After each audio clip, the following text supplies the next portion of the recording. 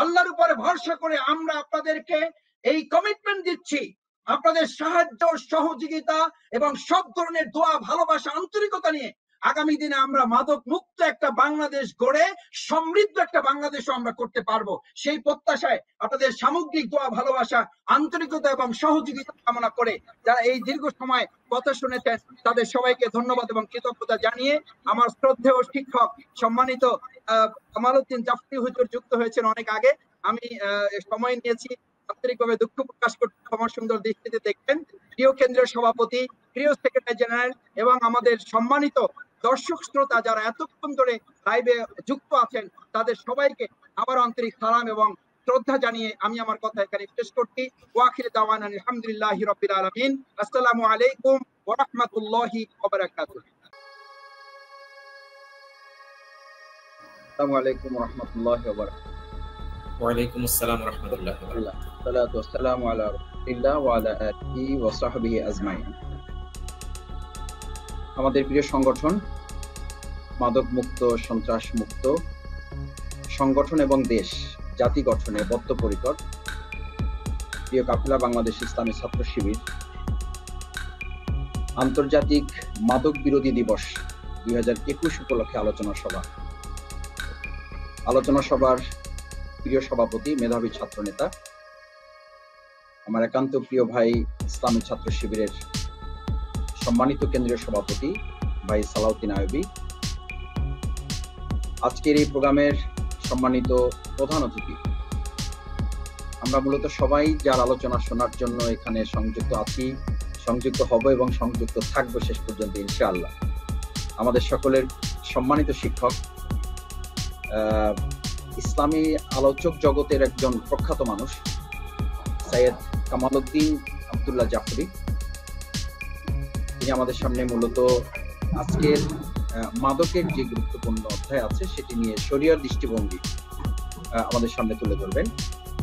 অনেকগুলো গুরুত্বপূর্ণ তথ্য এবং আলোচনা আমাদের সামনে, আমাদের বিশেষ করে তরুণ প্রজন্মকে নিয়ে চলে এসছে। আমাকে একটি সুনির্দিষ্ট আলোচনা আমাদের সামনে ইতিমধ্যেই সঞ্চালক, ইসলামী ছাত্র শিবিরের সংগ্রামী সেক্রেটারি জেনারেল, মেধাবী ছাত্র নেতা, আমার একান্ত প্রিয় ভাই হাফেজ রাশিদুল ইসলাম নির্দিষ্ট করে দিয়েছেন। সমৃদ্ধ বাংলাদেশ গড়তে চাই মাদক মুক্ত তারুণ্য। আমি এটার সাথে একটু যুক্ত করি যে শুধু সমৃদ্ধ বাংলাদেশ গড়তেই না, আসলে সবকিছুর জন্য তারুণ্যের প্রয়োজন। তারুণ্যকে নিয়ে আল্লাহ সুবহানাহু ওয়া তাআলা নিজেই আলাদা করে এদের জন্য ব্যবস্থাপনা রেখেছেন, তার ইবাদতের জন্য আলাদা করে নির্দেশনা দেওয়া হয়েছে। প্রিয় নবী মুহাম্মদুর রাসূলুল্লাহ সাল্লাল্লাহু আলাইহি ওয়াসাল্লাম আইয়ুহাস শাবাব আলাদা করে যুবক তরুণদেরকে তিনি সম্বোধন করেন। তাদের জন্য ইসলামী আন্দোলন, দেশ, জাতি গঠনে ভূমিকা পালনের বারবার আহ্বান জানিয়েছে। আলহামদুলিল্লাহ, সেই তারুণ্যকে কাজে লাগিয়ে মাদক মুক্ত একটা আমরা সমাজ, রাষ্ট্র গঠনে সমৃদ্ধ বাংলাদেশ গড়তে এই মাদক মুক্ত তারুণ্য, এটার উপরে আমি আলোচনা করব। এই আলোচনায় সম্পৃক্ত আমাদের ফেসবুক এবং ইউটিউব লাইভে শ্রোতা দর্শক বৃন্দ, আমি আবার আপনাদেরকে আরেকবার একটা সালামের সুযোগ নিচ্ছি। আসসালামু আলাইকুম ওয়া রাহমাতুল্লাহি ওয়া বারাকাতুহু। যারা দেশ থেকে, দেশের বাইরে থেকে, বিভিন্ন জায়গা থেকে সম্পৃক্ত হয়েছেন, পরিবার থেকে সম্পৃক্ত হয়েছেন, অফিস থেকে সম্পৃক্ত হয়েছেন, এটি খুবই ধন্যবাদ দেওয়ার একটা ব্যাপার। ইসলামী ছাত্র শিবির একেবারে প্রাসঙ্গিক, খুব জীবন ঘনিষ্ঠ একটা ব্যাপারের সাথে আজকে ইসলামী ছাত্র শিবির আমাদেরকে সম্পৃক্ত করেছে। কারণ এই ব্যাপারটি হচ্ছে এরকম যে আমরা একটা কথা প্রায় বলে থাকি যে এই মাদক যারা গ্রহণ করেন, যিনি করেন তিনি একজন ব্যক্তি, কিন্তু যিনি এই ড্রাগের সাথে নিজেকে সম্পৃক্ত করেন, drug addiction deprive a family. আজকে পরিবারের জন্য খুবই গুরুত্বপূর্ণ। Deprive a family from all kinds piece and happiness, সব ধরনের শান্তি থেকে, সুখ থেকে, সমৃদ্ধি থেকে আপনাকে বঞ্চিত করবে এই মাদক। একজনই যথেষ্ট, পুরো পরিবার আত্মীয় বর্গর মধ্যে একজনই যথেষ্ট। আর এই কাজটাকে এভাবে বলা হয় যে addiction is a family disease, এটা পার্সোনাল ডিজিজ।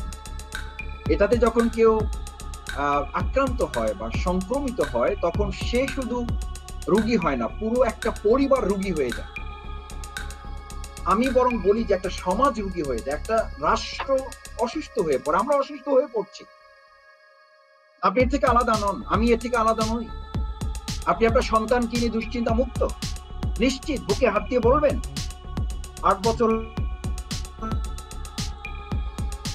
হয়েছে, অসম্ভব, এটা হতেই পারে না, প্রশ্নই ওঠে না, এটা অবাস্তব, এটা অকল্পনীয়, এটা অসম্ভব ব্যাপার। আমরা এরকম নিশ্চিন্ত মন নিয়ে যারা আছি, সবচেয়ে ভয়াবহ দুঃসংবাদ তাদের জন্য, সবচেয়ে ভয়াবহ দুঃসংবাদ যারা নিশ্চিন্ত মনে আছি যে এটাতে আমার কোনো অসুবিধা নেই, এটাতে আমার কোনো অসুবিধা নেই, এটাই সবচেয়ে বড় অসুবিধা। কারণ addiction is a family disease. One person may use, এটা একজন ব্যক্তি গ্রহণ করে, একজন ব্যক্তি ব্যবহার করে, একজন ব্যক্তি এটাতে অভ্যস্ত হয়, but the whole family suffer. আমি এটার সাথে এভাবে যুক্ত করি, but the whole society, but the whole state বা হোল কান্ট্রি সাফার্স। আমরা ভুক্তভোগী। আপনি কোথাও গিয়ে শান্তি পাবেন না, কোথাও। আমি আপনাকে ক্যাটাগরিক্যালি যদি একটু বলি, আমি প্রথম রাজশাহী ইউনিভার্সিটিতে যখন গেলাম, ভর্তি পরীক্ষা দিয়ে যখন দেখলাম যে ভর্তি পরীক্ষায় ফার্স্ট হয়েছে ফার্মেসির ছাত্র, ফার্স্ট ইয়ার পার করতে পারেনি, বাবা মা গাড়িতে করে তাকে ভর্তি করিয়েছেন, গাড়িতে করে নিয়ে এসছেন, হলে উঠিয়েছেন, ফার্স্ট ক্লাস মানে ফার্স্ট হয়েছেন, স্বাভাবিকভাবেই তিনি হলে সিট পেয়ে গিয়েছেন, হলে উঠেছেন। একই হলে আমি থাকার সুযোগ পেয়েছি। তাকে ঘিরে কত জল্পনা কল্পনা, আমাদের কত আগ্রহ, উদ্যোগ, ভালো ছাত্র, শিক্ষক হবেন, একেবারে মিনিমাম যদি হন তাও ইউনিভার্সিটি শিক্ষক হবেন। কিন্তু কি দুর্ভাগ্য জানেন, ফার্স্ট ইয়ার পার হয়েছে, সেকেন্ড ইয়ার পার করতে পারেন নাই। তখনই আমরা দেখলাম যে তার হাতে একটা স্টিক আছে, মানে একটা সিগারেট আছে। এই সিগারেটটাকে আমরা কত স্বাভাবিকভাবে গ্রহণ করি না, একেবারে সাধারণভাবে আমরা এটাকে গ্রহণ করি। কিন্তু অ্যালার্মিং ইনফরমেশনটা আজকে এই মাদকের সাথে তারুণ্যের সূত্রটা কোথায়, কোথা থেকে শুরু? যেই সিগারেটের সাথে আমরা খুব স্বাভাবিক জীবনযাপন করছি, স্বাভাবিক জীবনযাপন প্রকাশ্যে বিক্রি হচ্ছে, এটার মধ্যে এখন স্মার্টনেসও ডেভেলপ করছে, এটার সাথে স্মার্টনেসও এখন রিলেট করছে। যে সিগারেট খায় সে স্মার্ট, যে খায় না সে আনস্মার্ট। কি দুর্ভাগ্যজনক ব্যাপার। আমাদের সেই ছাত্র বন্ধু আমাদের এক সময় সেকেন্ড ইয়ার পার করে থার্ড ইয়ার আর পার করা সম্ভব হয়নি। তার হাত হলুদ হয়ে যাচ্ছে, চোখ হলুদ হয়ে যাচ্ছে, ঠোঁট হলুদ হয়ে যাচ্ছে, শুকিয়ে যাচ্ছে। কি ব্যাপার?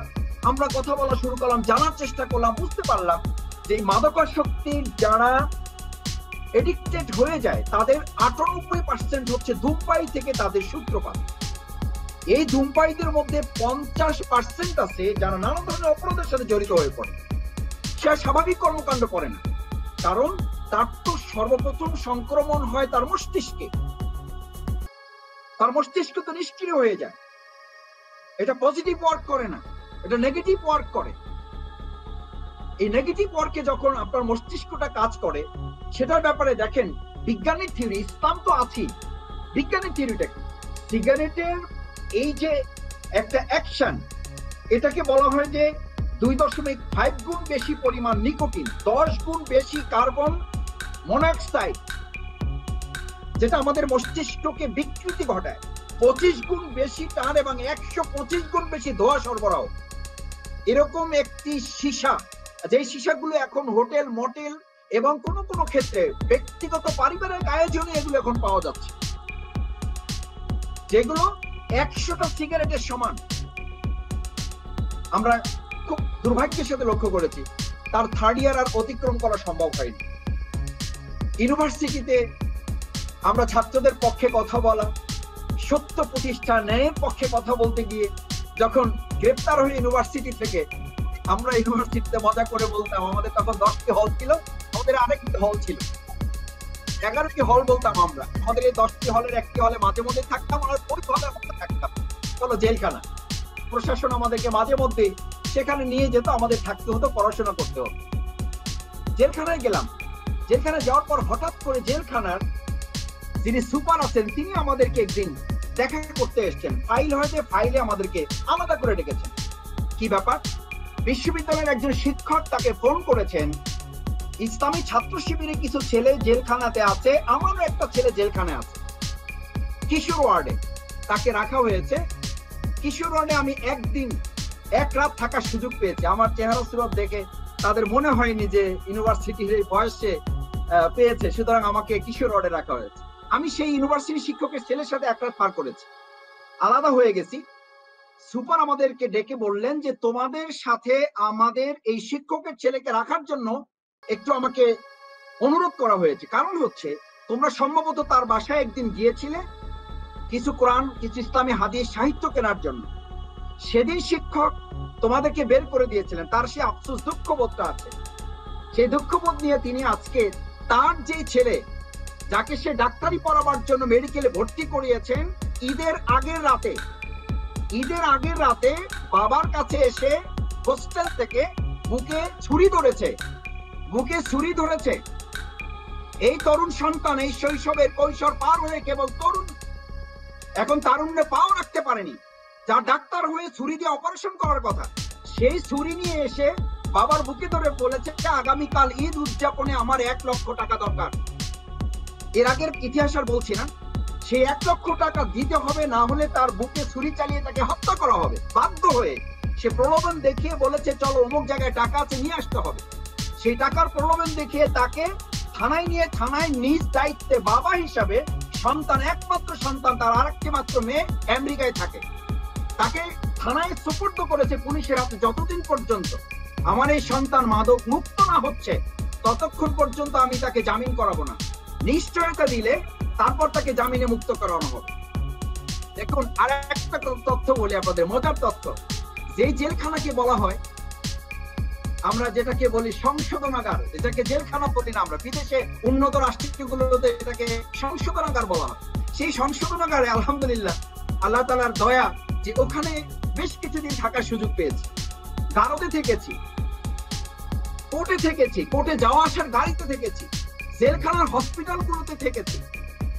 কি দুর্ভাগ্য দেখুন, যেখানে আমাদের এই ক্রিমিনাল গুলোকে ধরে জেলখানায় ঢুকানো হয় মাদকাসক্তের কারণে, মাদক বিক্রির কারণে, মাদক ক্রয়ের কারণে, তারা নির্বিঘ্নে গিয়ে জেলখানায় সেই কাজগুলো অবলীলায় করে বেড়াচ্ছে। জেলখানার গাড়িতে যখন প্রিজন ভ্যানে ওঠে তখন সে বলে এটা হচ্ছে নিরাপদ জায়গা, এখানে আর গ্রেফতারের কোনো ভয় নাই। এবং আমাদেরকে তারা বলে নেয় একটা জেলখানার প্রিজন ভ্যানে যখন 50, 60, 70 জন, যেখানে থাকার কথা 15 জন, সেখানে সে এক কর্নারে বসে 4 জন 5 জন মিলে ওখানে কে বা কারা তাকে দিয়েছে আপনি বলুন। আমি প্রশাসনের সমস্ত কর্তা ব্যক্তিদেরকে অপরাধী করছি না, কিন্তু এই 2-4 জন ব্যক্তির সহযোগিতা যদি না পায় তাহলে প্রিজন ভ্যানে করে একজন আসামি সে কি করে ওখানে মাদক খায়? সে আমাদেরকে বলে, আমাদেরকে আগে ঘোষণা করে নেয় যে দেখেন ভালো মানুষ তো জেলখানায় আসেন, আমরা সবাই অপরাধী, উই অল আর ক্রিমিনালস, সুতরাং এখানে কেউ ভালো মানুষ সাজার চেষ্টা করবে না, আমরা এখন একটু উৎসব করবো, একটু আমেজ করবো, তাদেরকে খেতে অনুমতি দিতে হবে। আমরা কি করবো? অসহায় গাড়িতে, ঠিক আছে ভাই খান, বা পাশে বসে খান, খায়। এরপরে খেতে খেতে এমন পর্যায়ে পৌঁছায় যে হঠাৎ অনেকদিন পর পেয়েছে হয়তো, এমন খায় যে খেতে খেতে ওখানে বমি করে ফেলে, অসুস্থ হয়ে যায়, বেহুশ হয়ে পড়ে, গিয়ে হসপিটালে, মানে জেলখানায় গিয়ে তাকে হসপিটালে ভর্তি করানো হচ্ছে। কি দুর্ভাগ্যজনক। আমি হসপিটালে জেলখানায় কিছুদিন থাকতে হয়েছে প্রশাসনের ব্যবহারের, অমায়িক ব্যবহারের ফলশ্রুতি হিসাবে হসপিটালে থাকতে হয়েছে। যখন চিকিৎসাধীন ছিলাম, চিকিৎসাধীন অবস্থায় রাত বিরাতে হঠাৎ করে 12টা, 1টা, 2টা, 3টায় দেখতাম যে হাত কেটে, পা কেটে, নিজের গাল কেটে, ঠোঁট কেটে, গলার এই অংশ কেটে তারপরে চলে আসছে, কারারক্ষী নিয়ে আসছে। কি ব্যাপার? জেলখানার ভিতরে তো এরকম মারামারি, কাটাকাটি, রক্তারক্তি হওয়ার কথা না, এটা তো নিরাপদ জায়গা, এটা তো সবচেয়ে একটা নিরাপদ আশ্রয়। এখানে এটা হলো কেন? বলে যে ভাই সে নিজে করেছে, কিছু নেই তার কাছে, তার যে প্লেট, সেই প্লেটকে সিমেন্টের সাথে ঘষে ধারালো করে তারপর এটা করেছে। কেন করেছে? হয় তাকে মাদক দিতে হবে, না হলে সে আত্মহত্যা করবে। কতখানি ভয়ঙ্কর হলে এটা করা সম্ভব? 2004 সালে আমরা একজন মন্ত্রীর কাছে গিয়েছিলাম, মন্ত্রী মহোদয়ের কাছে আমরা একটা চিঠি নিয়ে গেলাম যে আপনি আমাদের এই প্রোগ্রামের সমাপনী অনুষ্ঠানে প্রধান অতিথি থাকবেন। আমাদের প্রতি সৌজন্যতা দেখিয়ে হাতের 2 আঙ্গুলের মাঝখানের সিগারেটটা তার ডাস্টবিনের কাছে, যেখানে ডাস্টবিন ওখানে রেখে দিল, রেখে দিয়ে হাসতে হাসতে বলল, মাসুদ কিছু মনে করো না, আমাকে প্রধান অতিথি করবা, আমি নিজেই এগুলোর সাথে সম্পৃক্ত, আমাকে প্রধান অতিথি করে তোমাদের এরকম একটা মহতী অনুষ্ঠান নষ্ট করো না, মহতী অনুষ্ঠান নষ্ট করো না। লজ্জিত বাংলাদেশ, লজ্জিত বাংলাদেশের এই সম্পদ, এই স্বাধীনতা, লজ্জিত বাংলাদেশের এই প্রতিনিধিত্ব, তারুণ্য, এই শৈশব কৈশোর, যাদেরকে নিয়ে এরকম একটা সমৃদ্ধ বাংলাদেশ গড়ার স্বপ্নের কথা যারা সরকারে থেকে বলেন। চমৎকার একটা উদ্ধৃতি বলি আপনাদের, জেলখানার এই ক্রিমিনালদের, তারা ক্রিমিনাল আমাদের ভাষায়, আমরা তো ক্রিমিনাল, আমরা বানিয়েছি তাদেরকে, আমাদের রাষ্ট্র পরিচালনার দায়িত্বে তারা আছেন, তারা বানিয়েছে তাদেরকে। আমরা বললাম কেন আপনি এডিক্টেড? বলে যে মাসুদ ভাই আমরা তো ইয়াবা এডিক্টেড, আর আপনারা যারা রাজনীতি করেন, আপনারা যারা এই ক্ষমতার পাগল, আপনারা তো পাওয়ার এডিক্টেড। এটা 2016 সালের শেষ দিকের কথা। আমি শুনে তাজ্জব করে গিয়েছি, বলতে আমরা তো সামান্য ইয়াবা এডিক্টেড, আমরা তো সামান্য গাঁজা এডিক্টেড, আর আপনারা তো হচ্ছেন পাওয়ার এডিক্টেড। আপনাদের সরকার, এই যে সরকার এখন দেশ চালায়, আমি এই জায়গায় বসে, আমি জেলখানার ভিতরে বসে তার কাছে দেখেছি, তার কাছে ইয়াবা, তার স্ত্রী তাকে ইয়াবা দিয়ে যাচ্ছে প্রশাসনের সহযোগিতায়, তাকে খাবার দিয়ে যায়, খাবার নিতে চায় না, সে বলে আমার ইয়াবা দাও, নাহলে আমি জেলখানার ভিতরে আত্মহত্যা করব। জেলখানায় এমন ঘটনা আছে, আলহামদুলিল্লাহ আমাদের প্রশাসন যে একেবারে কোনো উদ্যোগ নিচ্ছে না তা না। স্ত্রী সেখানে আটক হয়েছেন, ইয়াবা নিয়ে দেখা করতে গিয়েছেন, ইয়াবা সহ আটক, ভিতরে ইয়াবা দিতে গিয়েছে, কারণ তার বক্তব্য হচ্ছে আমি এডিক্টেড। আর আমাদের যে সরকার আজকে এই গদিতে বসে আছে, সে তো পাওয়ার এডিক্টেড। এই পাওয়ার এডিক্টেড একটা সরকারকে দিয়ে ইয়াবা এডিকশন আপনি দূর করতে চান, এটা অসম্ভব, এটা হতেই পারে না। আমরা ভোট এডিক্টেড। আজকে আমরা যে সন্তান যারা ইয়াবা এডিক্টেড হচ্ছেন বলে আফসোস করছি, আমাদের সেই সন্তানদের একজনকে আমি জিজ্ঞেস করেছিলাম তুমি ইয়াবা এডিক্টেড কেন? তার একটা সাফ জবাব ছিল, আমার বাবা বিজনেস এডিক্টেড, আমার বাবা বিজনেস এডিক্টেড, আর আমি ইয়াবা এডিক্টেড। আমাদের প্রত্যুত্তর কি দেবেন তাকে? সেই সমাজ ব্যবস্থায় আমাদেরকে দেখুন, আমাদের একটা অধিদপ্তর আছে, মাদক অধিদপ্তর, 1990 সালে প্রতিষ্ঠিত হয়ে তারা মৌলিকভাবে 3টা কাজের টার্গেট নির্ধারণ করেছে। টার্গেটটা দেখেন, টার্গেটেই যদি ওই যে আমাদের শহীদ আব্দুল কাদের মোল্লা ভাই একটা কথা বলতেন যে মাসুদ তুমি যদি নদী বা খাল পার হতে গিয়ে টার্গেটই যদি নাও যে কোনোভাবে শুকনায় করবা আর কি, তাহলে তুমি যে 1 হাত পানিতে পড়বা তাতে কোনো সন্দেহ নেই, কোনো সন্দেহ নাই তুমি পানিতে পড়বা। আর তুমি যদি কোন রকম টার্গেট করো একটু কাদায় পড়বা, তাহলে তুমি যে 1 হাত পানিতে পড়বা 2 হাত, তাতে কোনো সন্দেহ নাই। আমাদের মাদক অধিদপ্তর, তারা নামই দিয়েছে মাদক নিয়ন্ত্রণ অধিদপ্তর। নিয়ন্ত্রণ মানে কি? এটা থাকবে। নিয়ন্ত্রণ কি? ট্রাফিক নিয়ন্ত্রণ, মাদক নিয়ন্ত্রণ। ট্রাফিক তো এটা নিয়ন্ত্রণ করে, গাড়িগুলো থাকবে, নিয়ন্ত্রণ করে। মাদক নিয়ন্ত্রণ অধিদপ্তর, মাদক থাকবে, এটা নিয়ন্ত্রিত হবে, প্রয়োজনীয় লোকদের কাছে এটা যাবে। আপনি যদি একটা জায়গার কথা ধরুন, আজকে আমাদের এখানে যারা যুক্ত আছেন, একটু বিবেকের কাছে আমি আপনাদের জানতে চাই, আপনারা নিজের বিবেকের কাছে, এই দেশ এবং জাতির কাছে আপনাদেরকে প্রশ্ন করতে হবে, আমাদের কাছে জানতে চাইতে হবে, এদের কাছে, রাষ্ট্র শক্তির কাছে। না হলে আপনিও রক্ষা পাবেন না, আমি পাবো না, আমার সন্তান বাঁচতে পারবে না, এখান থেকে পারবে না, অসম্ভব, এটা হতেই পারে না। আপনি একটা জমি চাষ করে যদি সেখানে সিদ্ধান্ত নেন নিয়ন্ত্রণটা কেমন বুঝার জন্য দেখুন, একটা জমিতে যদি আপনি সেখানে ফসল ফলান, ফসলের সাথে কিছু আগাছা হয়, হবে না? আপনি আগাছা কিন্তু নির্মূল করেছেন, আগাছা দমন করেছেন, 3 বার চাষ দিয়ে ওটাকে ফ্রেশ ফসলের উপযুক্ত করেছেন, তারপর সেখানে আপনি ফসল ফলিয়েছেন, এর সাথে কিছু আগাছা হয়েছে। এখন আপনি সিদ্ধান্ত নিলেন আগাছার মূলোৎপাটন হবে না, নির্মূল হবে না, আগাছা নিয়ন্ত্রণ হবে। আপনি বলুন, এই নিয়ন্ত্রিত অবস্থায় এর উপর আপনি সার দিলেন, এর উপর আপনি ঔষধ দিলেন, এর উপর আপনি আরো আপনার প্রচেষ্টা বিনিয়োগ করলেন, আপনার শরীরের ঘাম ঝরালেন, 3 মাস পরে গিয়ে ওই জমিতে আপনি কি পাবেন? বাস্তবতা কি বলে, প্রকৃতির নিয়মটা কি? আপনি ওই জমিতে গিয়ে আসলে ফসলের চিহ্নও পাবেন না, পুরোটা আগাছায় দিয়ে পুরো জমিটা ভরপুর হয়ে যাবে, ওটা দখলে চলে যাবে আগাছা। আজকে আমাদের মাদক নিয়ন্ত্রণ অধিদপ্তর যারা আছেন, তারা সিদ্ধান্ত কি নিয়েছেন? 1 নম্বর সিদ্ধান্ত দেখেন, প্রথম সিদ্ধান্ত তারা নিয়েছেন ডিমান্ড রিডাকশন, চাহিদাকে নিয়ন্ত্রণ করবেন, চাহিদা হ্রাস করবেন। শেষ করবেন না চাহিদা হ্রাস। First demand reduction, second supply reduction, সরবরাহ নিয়ন্ত্রণ করবেন। কি দুর্ভাগ্যজনক কথা। এরপরে তারা ক্ষতি হ্রাস, হার্ম রিডাকশন, ক্ষতিটা কমিয়ে নিয়ে আসা। হয়তো প্রশ্ন উঠবে একসাথেই সব শেষ করা যাবে? টার্গেটটাই যদি শেষ না করার হয় তাহলে আপনি ওই জায়গায় তো পৌঁছতে পারবেন না। এটা তো জ্যামিতিক আছে। আমাদের দেশ যখন স্বাধীন হয় তখন 0.5%, আজকে সেটা এই 2021 সালে এসে এখন এই অবস্থায় এসে 10% দাঁড়িয়েছে, 10%। এবং সেটা গাণিতিক হারে না, জ্যামিতিক হারে এই পর্যায়ে এসে আমরা ঠেকেছি। কেন ঠেকেছি? এই জায়গায় এসে আমাদের এমন অবস্থা তৈরি হয়েছে যে 1998 সালে আপনাদের একটা ট্র্যাজেডি মনে থাকার কথা, 14 এপ্রিল গাইবান্ধা ট্র্যাজেডি। এবং এখানে একটা মজার ব্যাপার আছে যে শুধু মাদক কি নাই, মাদককে আবার ভেজাল যুক্ত মাদক, যেই ভেজাল যুক্ত মাদক খেয়ে আপনি প্রায় শুনবেন অমুক জায়গায় অনুষ্ঠান করতে গিয়ে বৈশাখী পহেলা বৈশাখ উৎসব, অমুক উৎসব তমুক উৎসব করতে গিয়ে সেখানে আমাদের এক হিসাবে সরকারি হিসাবে 47 জন মারা গেছে, 150 অধিক, কার্যকর কোনো ব্যবস্থা নেওয়া হয় নাই। ওই এলাকাবাসী, গাইবান্ধার এলাকাবাসী তখন উত্তাল আন্দোলন শুরু করে, একজন ব্যক্তিকে গ্রেফতার করা হয়। এটা খুব রাজনৈতিক ইস্যু না, আমি আপনাদের বিনয়ের সাথে বলি, এটা রাজনৈতিক ইস্যু নয়। তখন একজন ব্যক্তিকে গ্রেফতার করা হয়, সেই ব্যক্তির নাম ছিল রবীন্দ্রনাথ সরকার। তাকে থানায় নেওয়া হয়, পত্রিকার পাতা খুললে এখনো আপনি পাবেন, তাকে থানায় নেওয়া হয়। শক্তিশালী প্রভাবশালী মহলের ইঙ্গিতে, তাদের তৎপরতায় তাকে তাৎক্ষণিকভাবে থানা থেকে ছাড়িয়ে নিয়েছে, পার্শ্ববর্তী রাষ্ট্রে তাকে চালান করে দেওয়া হয়। তিনি পার্শ্ববর্তী রাষ্ট্রে চলে গেলেন। মাদকের উৎস কোথায়?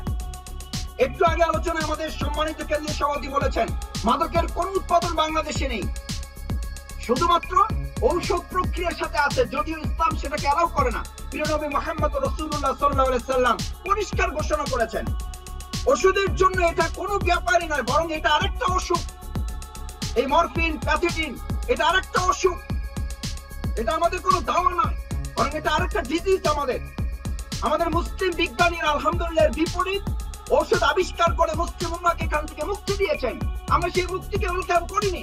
মুসলিম উম্মাহর সেই বিজ্ঞানীদের সেই অ্যাক্টিভিটিসকে, তাদের সেই ইনভেনশনকে, তাদের সেই আবিষ্কারকে আমরা সেলিউট করতে পারি নাই, বরং আমরা এটার মধ্যেই থাকতে চেয়েছি। সে কারণে আজকে পুরো সমাজ এবং রাষ্ট্র এই কাঠামোটাকে ধরতে আমাদের এই সামান্য দুর্বলতা চিত্রটাকে সুই আজকে ফাল হয়েছে। এটা এই ফালে আমরা নিজেরা পড়ে গিয়েছি, কারণ এই জায়গা থেকে আমাদের বের হওয়ার জন্য আমরা আসতে পারি নাই।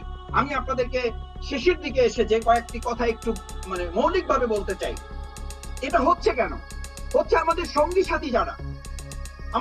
সাথী যারা জেলখানায়, আমরা প্রতিদিন সকালবেলা হাঁটার জন্য একটু অনুমতি পেতাম শারীরিক কারণে, বের হয়ে দেখতাম যে এখন থেকে 7 দিন আগে যে এসেছিল সে 7 দিন পরে জামিন নিয়ে আবার এসেছে। প্রতিদিন কেরানীগঞ্জ অথবা আমাদের কাশীপুর যেখানে আমরা থাকতাম, দেখতাম যে প্রতিদিন 400 থেকে 450, 500 আসামি। আমরা ভাবতাম যে এত আসামি প্রতিদিন কোথা থেকে আসে, এরা কারা? একই আসামি ঘুরে ফিরে 7 দিন, 10 দিন, 15 দিন পর পর তারা আসছেন এবং এই কাজগুলোর সাথে তারা যুক্ত। ইভেন শুনলে আপনি অবাক হবেন যে তার ভিতরে জামিন হয়ে তারপর সে বের হতে চায় না, কারণ এই ব্যবসাটা সে ভিতরে চালু রেখেছে। ভিতরে ব্যবসা করার জন্য সে যাচ্ছে, ভিতরে তার কাস্টমার আছে। যেই জামাটার দাম বাইরে 200 টাকা, সেটার দাম সেখানে 2000 টাকা, তার কয়েক গুণ প্রফিট। স্বাভাবিকভাবে সে সেই বিজনেসের সাথে সেখানে কিছুদিন জেল খাটতে হলে সরকারি আয় থাকবে, খাবে, ব্যবসা করে আবার সেখান থেকে প্রয়োজন মতো বেরিয়ে। একজন আমাকে হাসতে হাসতে বললো যে মাসুদ ভাই, এখানে আমাদের প্রশাসন ধরে আনে না, প্রশাসনের সাথে লাইন করে আমরা ভিতরে আসার জন্য উদ্যোগ গ্রহণ করি। এটা ব্যবসার একটা ক্ষেত্র। যেই জায়গাটাকে সংশোধন মনে করি, সেই জায়গাটাকে তারা ব্যবসার ক্ষেত্র বানিয়ে নিয়েছে। তাদের সহযোগিতায় তারা এটা করছেন, তাদের আশকারা এটা হচ্ছে। আমি সেই জন্য এটা বলছি এই কারণে যে সঙ্গী সাথীদের এই বন্ধু বান্ধব নির্বাচনে তারা বলে যে মাসুদ ভাই, আমরা বের হয়ে ভালো হওয়ার কোনো প্রক্রিয়া নেই, আমাদেরকে বের হতে দেওয়া হয় না, আমাদেরকে ভালো হতে দেওয়া হয় না। আমাদের একটা সিন্ডিকেট আছে, এখান থেকে আমাদের একমাত্র পথ এই কাজ করে যেতে হবে, না হলে আমাদেরকে মরতে হবে। উপায়টা কি? উপায়টা হচ্ছে শুরু থেকেই তাকে ভালো একটা পথ অবলম্বন করার জন্য সুযোগ করে দেওয়া। সেই সুযোগটি ইসলামী ছাত্র শিবির আলহামদুলিল্লাহ একমাত্র সংগঠন বলবো আমি, একমাত্র সংগঠন। আমি ইউনিভার্সিটিতে আরেকটি গল্প বলে আপনাদের ছোট্ট 2 লাইনে যে আমাদের একটা তখন ইউনিভার্সিটিতে একটা মাদক দিবসে, এই প্রতিবাদ দিবসে একটা কালচারাল অনুষ্ঠান হচ্ছে, যে মাদক প্রতিবাদ করার জন্য, মাদকের বিরোধিতা করার জন্য, মাদক হ্রাস করার জন্য, মাদক নির্মূল করার জন্য। তো একজন এসে আমাকে বলছে যে মাসুদ ভাই, আজকে এখানে যারা শিল্পী আসছেন তাদের মধ্যে কয়েকজন আগে খেয়ে উঠেছেন এবং কন্ট্যাক্ট ছিল যে মাদকের এই প্রতিবাদী গান শেষ করে তাদেরকে মাদক দিলে তারা এই প্রোগ্রাম করবেন, নাহলে করবেন না, কারণ তাদের এটা সিস্টেম। আপনি কি দুর্ভাগ্যজনক একটা দেশ আমরা এখন, যে যারা মাদকের লালন পালন করেন তাদের বক্তব্য দিয়ে আপনি এই জাতিকে কি করে ভালো করবেন? ইসলামী ছাত্র শিবির, বাংলাদেশ জামাত ইসলামী, আমরা আলহামদুলিল্লাহ একটা লিফলেট তৈরি করেছি, মানুষকে সতর্ক করছি, মানুষকে এখান থেকে বাঁচার জন্য আহ্বান করছি, চেষ্টা করছি। আমরা নিজেরা আমাদের পারিবারিক পরিসরে আলোচনা করে এখান থেকে বাঁচার উপায় বের করছি। ধূমপানের অভ্যাস আলহামদুলিল্লাহ আমরা জিরো টলারেন্স, এটা চিন্তাও করা যাবে না। বাংলাদেশের পরিসরে এটা অভাবনীয় একটা ব্যাপার, সেই জায়গায় আমরা এটা করছি। আল্লাহ তাআলা সূরা হাদীদের 20, 21, 22 নম্বর আয়াতে কত চমৎকার করে বলেছেন, লিকাইলা তাসাউ আলা মা ফাতাকুম। এই মেসেজ যদি আমাদের যুবকদের কাছে থাকতো, দিতে পারতাম, একাডেমিক্যালি যদি দিতে পারতাম, তাহলে কত সুন্দর হতো যে সে জানতে পারতো লিকাইলা তাসাউ আলা মা ফাতাকুম। আমার কোন হতাশা আমাকে অন্যায় কাজের দিকে ধাবিত করতে পারে না। একজন ইমানদার হতাশই হতে পারে না। ওয়ালা তাজাস ওয়ালা তাহিনু, এটা তার জন্য জায়েজ নেই, বৈধ নয়। এই কথা তো আমরা জানাতেই পারি নাই, তাকে তো এটা তো শেখাতেই পারি নাই, এটা তো তাকে আমরা বুঝাতেই পারি না। এটা ব্যর্থ, রাষ্ট্রীয়ভাবে ব্যর্থ। আপনি সফল একটা মাদক মুক্ত যুব সমাজ, তারুণ্য আশা করেন, এটা কাজকুসুম কল্পনা। তারপর আমরা কি থেমে যাব? আমরা থেমে যাব না। সেই থেমে যাওয়ার জায়গা থেকেই আমি আপনাদেরকে বলছি যে প্রতিকূল পারিবারিক পরিস্থিতি, পরিবারগুলো ভেঙে যাচ্ছে, পারিবারিক কোনো সিস্টেম আমাদের থাকছে না। সেই জায়গা থেকে ধর্মীয় নৈতিক মূল্যবোধের কথা বলতে চান না। আমাদের খুব বড় বড় আলোচকদের আমি আলোচনা ইউটিউবে শোনার চেষ্টা করেছি। এই মাদক দিবস উপলক্ষে আমি গত সপ্তাহখানেক বেশ কয়েকটা ইউটিউবের আলোচনা আমি শুনেছি। একটা ইউটিউবের আলোচনা আমি কারো মুখ থেকে শুনলাম না যে ইসলামের কথা তারা বলেছে, অথচ ইসলামী অনুশাসন ব্যতি রেখে এই মাদক মুক্ত ব্যক্তি, পরিবার, সমাজ, রাষ্ট্র গঠন অবাস্তব, অসম্ভব, দুরূহ ব্যাপার। এটা হতেই পারে না, প্রশ্নই ওঠে না। একাডেমিক্যালি যদি তাকে ইসলামী অনুশাসন মেনে চলার জন্য প্রস্তুত না হয়, তাহলে এটা সে কখনোই এই বাস্তবতা সে মেনে নেবে না। কারণ তাকে তো পাহারাদারি করবেন আপনি বেডরুমে না, তার বেডরুমে পাহারাদারি তো ইয়া আইয়ুহাল ইনসান মা গররাকা বিরাব্বিকাল কারীম, চিন্তাই যদি তার মধ্যে না থাকে, জবাবদিহিতা যদি তার মধ্যে না থাকে, দুনিয়ার কল্যাণ পরকালের মুক্তির চিন্তা যদি তার মধ্যে জাগ্রত না হয়, এটা অসম্ভব। শিক্ষা কার্যক্রমে, আমাদের শিক্ষা কার্যক্রমে কি আছে? আমাদের শিক্ষা কার্যক্রমে আছে সুদ কষা, আমাদের শিক্ষা কার্যক্রমে আছে টোনাটুনির গল্প, আমাদের শিক্ষা কার্যক্রমে আছে কি? আমাদের শিক্ষাক্রমে আছে কত টাকার সাথে কত দুধের সাথে পানি মিলালে লাভ হবে। আমাদের শিক্ষা কার্যক্রমেতে এই মাদকতার ভয়াবহতা নিয়ে কোরআন হাদিসের কোনো আলোচনা নেই। ইসলামকে কাটছাট করে ফেলা হচ্ছে। সেখানে এটা কি করে সম্ভব? এই সম্ভবকে, অসম্ভবকে সম্ভব করার দায়িত্ব ইসলামী ছাত্র শিবির নিয়েছে, আমরা নিয়েছি। আমরা ইসলামী আন্দোলন বাংলাদেশ জামাত ইসলামী আমরা নিতে চাই। এই দায়িত্ব থেকে আমরা নিজেদেরকে মুক্ত মনে করতে পারি না। সেই জন্য আমি আপনাদের অনুরোধ করতে চাই, আজকে যারা এখানে যুক্ত আছেন প্রত্যেকের জায়গা থেকে আমাদেরকে দায়িত্ব নিতে হবে যে drug addiction deprive a family, এটা একটা পরিবারকে from all kinds of peace and happiness. আপনার সব গাড়ি বাড়ি সব থাকবে, কিন্তু আপনি সুখ শান্তি থেকে দুনিয়াতে বঞ্চিত হয়ে যাবেন শুধুমাত্র এই একটা ভয়াবহ ভয়াল খাওয়ার কারণে। একজন ইমামকে জিজ্ঞেস করা হয়েছিল, হুজুর আপনি ইলিশ মাছটা এরকম পাগড়ি দিয়ে পেঁচে তারপরে রাস্তা পার হচ্ছেন কেন? হুজুরে বলেছিল আমাকে হয় জিকিরে ব্যস্ত থাকতে হবে, না হলে ইলিশ মাছের দাম বলতে ব্যস্ত থাকতে হবে। আমি চিন্তা করে সিদ্ধান্ত নিয়েছি যে ইলিশ মাছের দাম বলায় ব্যস্ত থেকে আমার দুনিয়া পরকাল বরবাদ না করে ইলিশ মাছ দিয়ে যদি পাগড়িটা দিয়ে ইলিশ মাছটা পেঁচিয়ে রাখলে আমার পাগড়িটা একটু আপাতত নষ্ট হবে, বাট আমার ইমানটা ঠিক থাকবে। আমার একটা কাজে তো আমার পাগলামি, আমার ম্যাডনেস, আমার পাগলামিটা তো এক জায়গায় রাখতে হবে। ইব্রাহিম আদমের কথা আপনারা জানেন, তাকে জিজ্ঞেস করা হয়েছিল আপনি পাগলামি করছেন কেন? বলছে যে গোটা পৃথিবীর সমস্ত মানুষই কোনো না কিছু পাগল, আমি 4টা জিনিসের পাগল হয়ে তোমাদের কাছে আবির্ভূত হয়েছে এই কারণে যাতে তোমরা দুনিয়ার পাগলামি থেকে বাঁচতে পারো। তখন সে খুব উদ্বেগের সাথে, উৎকণ্ঠার সাথে 4টা পাগলামির কথা তাদেরকে তুলে ধরেছিল যে আমার পাগলামি হচ্ছে বলখের রাজা, আপনারা জানেন ইব্রাহিম আদম, সে রাজ্য ছেড়ে দিনের বেলা মরুভূমিতে থাকতো, রাত্রিবেলা জঙ্গলে থাকতো, এবং তাকে জিজ্ঞেস করলে বলতো ফালা আদরি মা যা ইউখাতিবুনি, ফালা আদরি মা যা ইউখাতিবুনি, আমার পাগলামিটা, আমার ম্যাডনেস, আমার আসক্তিটা হচ্ছে আমি জানি না আমার যখন মৃত্যুর সময় আসবে ফেরেশতা আমাকে কি বলে সম্বোধন করবে। আমাকে কি পাপাত্মা নাকি পুণ্যাত্মা বলে সম্বোধন করবে, আমাকে পাপিষ্ঠ বলে নাকি পুণ্যবান বলে সম্বোধন করবে, যার উপর ভিত্তি করে আমার জান্নাত জাহান্নাম নির্ধারিত হবে। আমি সেটা নিয়ে আসক্তিতে আছি। আমার দ্বিতীয় আসক্তি আছে ফালা আদরি উজিবু আম লা উজিব। আমি জানি না আমার যখন মৃত্যু হবে, আমাকে যখন কবরে রাখা হবে, তখন আমাকে যে প্রশ্ন করা হবে সেই প্রশ্নের জবাব দিতে আমার মহান আল্লাহ আমাকে সাহায্য করবেন, আমি কি তার জবাব দিতে পারবো? আমার আসক্তিটা হচ্ছে তাই নিয়ে। তোমার রাজ্য দিয়ে কি করব? তুমি রাজ্য নিয়ে আসক্তিতে আসো, আমি আমার এই প্রশ্নের উত্তর নিয়ে আসক্তিতে আছি। আমার 3 নম্বর আসক্তি হচ্ছে ফালা আদরি মিন আইয়িল ফারিকাইন। কিয়ামতের দিন দুটো সারি হবে, দুটো মিছিল, দুটো রাস্তা হবে। এক রাস্তার মানুষদেরকে ফাআম্মা মান উতিয়া কিতাবাহু বিয়ামিনিহি, তার আমলনামা ডান হাতে দেওয়া হবে, আরেক দলকে তার আমলনামা বাম হাতে দেওয়া হবে। আমি জানি না আমাকে কোন কাতারে শামিল করা হবে। সুতরাং আমি কি করে এই আসক্তি থেকে মুক্তি পাবো, এই দুশ্চিন্তা থেকে আমি মুক্ত হব, আমি টেনশন ফ্রি হয়ে কি করে স্বাভাবিক জীবন যাপন করব? আমি তো এটা নিয়ে ম্যাডনেস অবস্থায় আছি, এটা নিয়ে পাগল অবস্থায় আছি। আমাকে তোমরা পাগল বলতে পারো, কোনো অসুবিধা নেই, কারণ তিনি তখন রাসূল সাল্লাল্লাহু আলাইহি ওয়াসাল্লামের হাদিসটি উল্লেখ করেছেন, আকসারু যাকারাল্লাহ হাত্তা ইয়াকুলু মাজনুন, হাত্তা ইয়াকুলু মাজনুন। আজকে পরিবারের সদস্যবৃন্দ যারা যুক্ত আছেন, বিনয়ের সাথে অনুরোধ করতে চাই, আপনার সন্তানকে ইসলামের পাগল বানান, আপনার সন্তানকে পরকালের পাগল বানান, আপনার সন্তানকে জান্নাতের পাগল বানান, আপনার সন্তানকে ইসলাম প্রতিষ্ঠার পাগল বানান। না হলে সে ফেসবুকের পাগল হবে, না হলে সে দুনিয়ার পাগল হবে, না হলে সে নারীর গাড়ি বাড়ির পাগল হবে, না হলে সে মদ জুয়া গাঁজার পাগল হবে। কোনো না কিছু পাগল সে হবেই, কারণ মানুষের মধ্যে একটা পাগলামি আছে।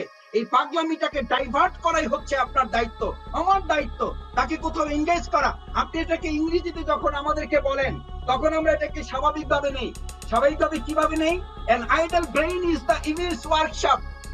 An idle brain is the devil's workshop. এটা তো শয়তানের কারখানা। তো আপনি এই শয়তানের কারখানা থেকে বের করে তাকে তো ভালো মানুষের কারখানায় পরিণত করতে হবে। সেটার উদ্যোগ কি আছে আমার? পারিবারিক ভাবে আমার কি উদ্যোগ আছে, সামাজিক ভাবে আমার কি উদ্যোগ আছে, প্রাতিষ্ঠানিক ভাবে আমার কি উদ্যোগ আছে, রাষ্ট্রীয় ভাবে আমার কি উদ্যোগ আছে? যখন এই ব্রেনটাকে আপনি খালি হতে দিচ্ছেন, সেখানে কোনো কিছুতে সে স্থান দখল করেছে। আজকে সামাজিক যোগাযোগ মাধ্যম, এটা তো বলা হয়ে থাকে, বিজ্ঞানীরা, চিকিৎসা বিজ্ঞানীরা বলেন 3 কেজি আফিম এক জায়গায় রাখলে জানা হবে। শুধু সামাজিক যোগাযোগ মাধ্যম আমাদের সন্তানদেরকে 3 কেজি আফিম তাকে যতখানি আসক্তিতে শেষ পর্যায়ে নিয়ে যায়, তার চেয়ে অধিক মাত্রায় সংক্রমিত করে এবং ধ্বংসের অতল গহ্বরে তাকে তলিয়ে দিতে সক্ষম। সেই আফিমের চেয়ে ধ্বংসাত্মক সামাজিক যোগাযোগ মাধ্যম, ডিভাইসের আসক্তি আমাদের প্রজন্মকে আজকে শেষ করে ফেলছে। মা বাবার সাথে সন্তানের সম্পর্ক ছিন্ন, স্ত্রী স্বামীর সম্পর্ক ছিন্ন, বাবা মা আজকে সন্তানের হাত থেকে আলাদা হয়ে যাচ্ছে।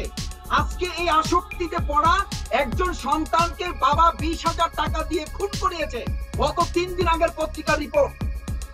এই বছরে শুধু 300 বাবা মাকে খুন করা হয়েছে। এই সমস্ত আসক্তিতে পড়ে সন্তানরা তার বাবা মাকে হত্যা করেছে। প্রস্তুতি গ্রহণ করুন বাবা মায়েরা, প্রস্তুতি গ্রহণ করুন নিজ সন্তানের হাতে খুন হওয়ার জন্য। যদি এখান থেকে মুক্তি চান, বাবা মা হত্যা করছে সন্তানকে, স্ত্রী হত্যা করছে স্বামীকে, স্বামী খুন করাচ্ছে তার স্ত্রীকে, এই আসক্তির থেকে বাঁচার জন্য অথবা বাঁচানোর জন্য, কারণ তার হাতে আর কোনো পথ নেই। আসুন আমরা আমাদের এই ভয়াল এক চিত্রের বর্ণনা যখন শুনছি, মুক্তির উপায় কি? মুক্তির উপায় একমাত্র জানতে হচ্ছে গুড প্যারেন্টার্স। গুড প্যারেন্টার্স আমাদের পারিবারিক পরিমণ্ডলে নিজেদের একটা পরিসর গড়ে তোলা, ডেভেলপিং হাই মোরাল ভ্যালুস। এটা ছাড়া কোনো উপায় নেই। A man with career without character is more dangerous than a lion. আজকে সবচেয়ে উচ্চ শিক্ষিতরা, বিশ্ববিদ্যালয়গুলো হচ্ছে ড্রাগের সবচেয়ে বড় আখড়া। আমাদের গত 3 বছরের পত্রিকা রিপোর্টে দেখা যায় যে 2000 পিস, 3000 পিস একজন ছাত্র তাকে পিস নিয়ে, ইয়াবা পিস নিয়ে সে আটক। তার মানে কি এই 2000 পিস কি সে খাওয়ার জন্য কিনেছে? সে শুধু খায় না, সে বিক্রি করে, সে অন্যের কাছে পৌঁছায়। আল্লাহ রাসূল সাল্লাল্লাহু আলাইহি ওয়াসাল্লাম এই ইয়াবা, এই মাদকের সাথে 10 শ্রেণীর ব্যক্তিকে জাহান্নামী বলেছেন। কেন? কারণ এটার সাথে দূর থেকে যারা সম্পৃক্ত থাকবেন তাদেরকে আল্লাহ রাসূল সাল্লাল্লাহু আলাইহি ওয়াসাল্লাম সতর্কর অংশ হিসাবে এই গুরুত্বপূর্ণ নসিহত পেশ করেছেন। সুতরাং আমাদের দায়িত্ব হচ্ছে ডেভেলপিং হাই মোরাল ভ্যালুস। যদি এটা আপনি না করতে পারেন, আমরা যদি শুধু তাকে ক্যারিয়ার সম্পন্ন করি, এ ম্যান উইথ ক্যারিয়ার, আজকে পাশ্চাত্য সভ্যতার দাবি, পাশ্চাত্য সভ্যতার স্লোগান এটা, a man with career is without character. এই উইদাউট ক্যারেক্টার মানে কি? এই উইদাউট ক্যারেক্টার মানে তার মধ্যে কোরআন নেই, তার মধ্যে হাদিস নেই, তার মধ্যে ইসলাম নেই, তার মধ্যে জবাবদিহিতা নেই, তার মধ্যে আল্লাহ রাসূল সাল্লাল্লাহু আলাইহি ওয়াসাল্লামের কোনো চর্চা নেই, ইসলামিক জ্ঞান তাকে পরিচর্যা দেওয়া হয় না, রাষ্ট্রীয়ভাবে তাকে কোনো ডোনেট করা হয় না, রাষ্ট্রীয়ভাবে তাকে প্রমোট করা হয় না, বরং তাকে ডিপ্রাইভ করা হয়। সেরকম একটা রাষ্ট্রে আপনি কি করে আশা করেন যে আমাদের এরকম তরুণ প্রজন্ম হবে? ক্লোজ গাইডেন্স, আমাদের একদম কাছে থেকে তাদেরকে মনিটরিং করা, এর সাথে practising religion to fill up spiritual needs, আমাদের এই আধ্যাত্মিক জায়গাগুলোতে স্পিরিচুয়াল পাওয়ার ডেভেলপ করার ক্ষেত্রে তাদের কাছাকাছি আমাদের পৌঁছতে না পারলে এই তারুণ্য আমরা তৈরি করতে পারবো না। এর সাথে অ্যাওয়ারনেস অ্যাবাউট প্রেশার, আমরা যে এই মানে একজন আরেকজনকে সচেতন করা, এই জায়গাটা আমাদের গ্রোয়িং চিলড্রেন একেবারে শৈশব থেকে আমাদেরকে তাদের টার্গেট নিয়ে কাজ করা। আলহামদুলিল্লাহ ইসলামী ছাত্র শিবির সেই কাজ করছে। অভিভাবক মন্ডলী যারা যুক্ত আছেন, আমাদের তরুণ সন্তান যারা যুক্ত আছেন, আমাদের শৈশব কৈশোরের ছোট্ট সোনামণিরা এখানে যারা যুক্ত হয়েছে স্কুল কলেজ গোয়িং ইউনিভার্সিটি, তোমাদের মাথায় রাখতে হবে চকলেটের মতো করে আগামী দিনে 5 টাকা 10 টাকা দামে তোমাদের হাতে পকেটে পৌঁছে দেওয়া হবে। অনলাইনে আজকে এলএসডি এগুলো আমাদের হাতে পৌঁছে দেওয়া হচ্ছে, আহ্বান জানানো হচ্ছে অমুক জায়গায় গোপনে। আগে প্রকাশ্যে এগুলো লজ্জা আমরা করতে পারতাম না, এখন তুমি ঘরে বসে এগুলো পেয়ে যাবে। দরজা আটকানো অবস্থায় দরজার নিচ দিয়ে তোমার কাছে পৌঁছে দেওয়া হবে। এত সহজলভ্য এই জগতে বেঁচে থাকার একমাত্র পথই হচ্ছে আমার কাছে আমার আল্লাহর জবাবদিহিতা। দুনিয়ার সময় আমার এই কলবের নখ, আমার নখ যদি নষ্ট হয়ে যায়, সবচেয়ে বড় ক্ষতিকর দিক হচ্ছে এটা আমাকে শেষ করে দেয়, আমার ব্রেনটাকে নিষ্ক্রিয় করে দেয়, আমাকে বিকলাঙ্গ করে দেবে, আমাকে পুরুষত্বহীন করে ফেলবে, আমার সমস্ত শারীরিক চাহিদাকে বিনষ্ট করে ফেলবে, পরিবার ব্যবস্থা ভেঙে যাবে, স্বামী স্ত্রী হক আদায় করতে পারবে না, স্ত্রী স্বামী সম্পর্ক রক্ষা করতে পারবে না।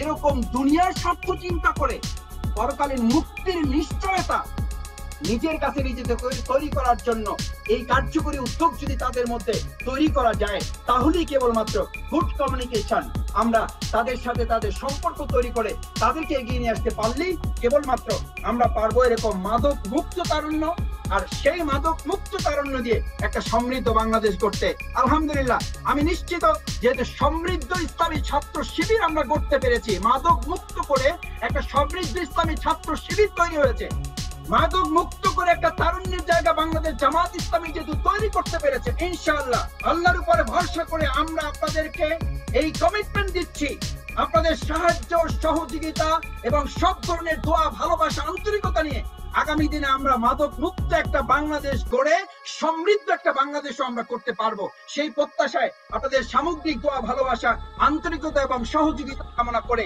যারা এই দীর্ঘ সময় কথা শুনেছেন তাদের সবাইকে ধন্যবাদ এবং কৃতজ্ঞতা জানিয়ে আমার শ্রদ্ধেয় শিক্ষক সম্মানিত কামালউদ্দিন জাফরি হুজুর যুক্ত হয়েছেন অনেক আগে, আমি সময় নিয়েছি, আন্তরিকভাবে দুঃখ প্রকাশ করতে ক্ষমা সুন্দর দৃষ্টিতে দেখবেন। প্রিয় কেন্দ্রীয় সভাপতি, প্রিয় সেক্রেটারি জেনারেল এবং আমাদের সম্মানিত দর্শক শ্রোতা যারা এতক্ষণ ধরে লাইভে যুক্ত আছেন, তাদের সবাইকে আমার আন্তরিক সালাম এবং শ্রদ্ধা জানিয়ে আমি আমার কথা এখানে শেষ করছি। ওয়া আখিরু দাওয়ানা আলহামদুলিল্লাহি রাব্বিল আলামিন।